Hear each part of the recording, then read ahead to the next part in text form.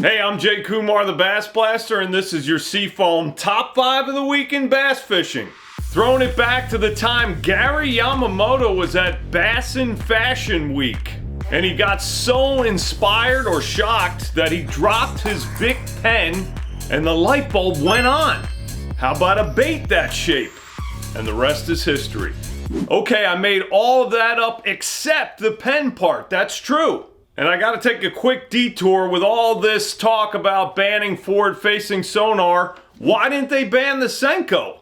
I mean, that bait has caught more fish than probably every other bait combined. Anyhow, you all know how to fish a Senko or a Berkeley General or a Yum Dinger or whatever your favorite stick worm is.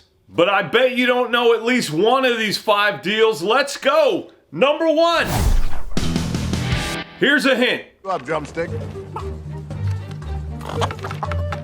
Pock, pock, pock, it's the chicken rig.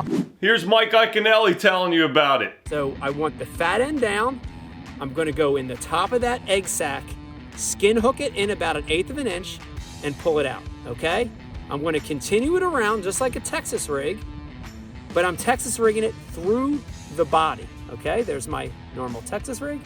So when you look at it, it's Texas rig, but it's toward the bottom quarter of the bait. Last thing we're gonna do is we're gonna get our nail, anywhere from 1/8 to a 1/4 ounce nail, stick it in the fat end of that bait. It really creates a unique gliding fall, almost a tail-weighted fall. But the magic is when it hits the bottom. And because of that nail on the bottom, it actually pecks the bottom. As you shake your rod tip, that nail hits the bottom, it pecks. Looks a lot like an eel, a crawfish, a bluegill trying to get eggs off the nest. It's a great presentation, it's weedless, it skips, and it's a different motion for your soft stick bait. Hey, pretty cool, huh? Number 2. All right, here's your hint on this one. Not a rattlesnake, but here's Randy Howell's son Laker telling you. Next time you're throwing a Senko, this is something I've been doing. This is the 6 and the 5 inch. Doesn't matter what size you do it on, but I've been doing this for a couple of years now and it's caught me a lot more fish and bigger fish. So I figured I'd come in here and share it with you today.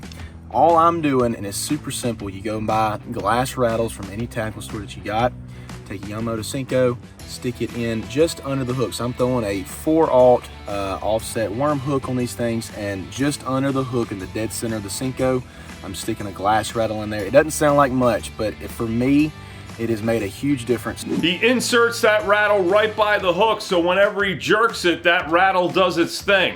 Man, I like this tip because I'm a rattler. Number 3. If you pay attention to pro bass fishing at all, you know that John Cox and Keith Carson are best buds who grew up together, who both love fishing shallow, and who have a real fondness for the Berkeley Maxent General in the baby bass color.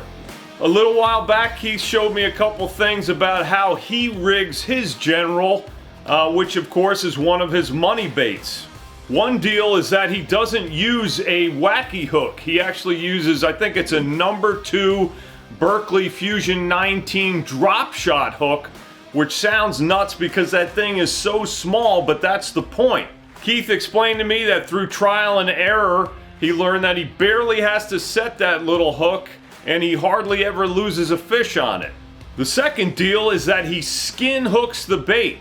As a guy who makes his living not just fishing but catching fish, that makes sense for him.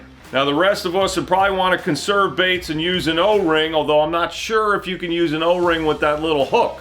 But it works for him, and honestly, when I was in his boat, it worked for me too, man. That thing stuck him really good, and yes, we did lose some baits.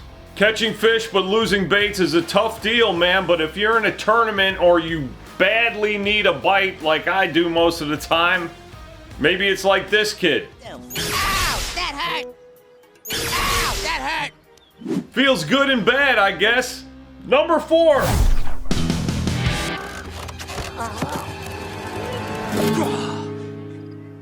You've got to be kidding me.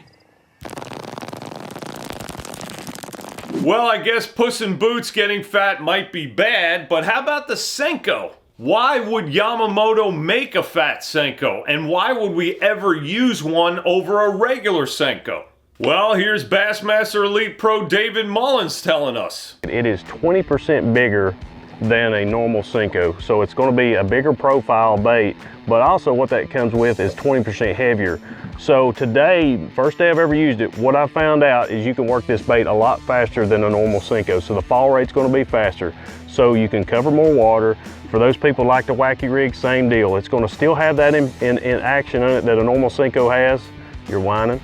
But anyway, there's normal action that a Senko has, but you're going to be able to have the fall rate's going to be faster, so you can cover more water and work it a lot quicker. So you have a heavier Senko that shimmies like a regular Senko and you don't have to use a weight? Makes sense. Number 5. Here's your hint.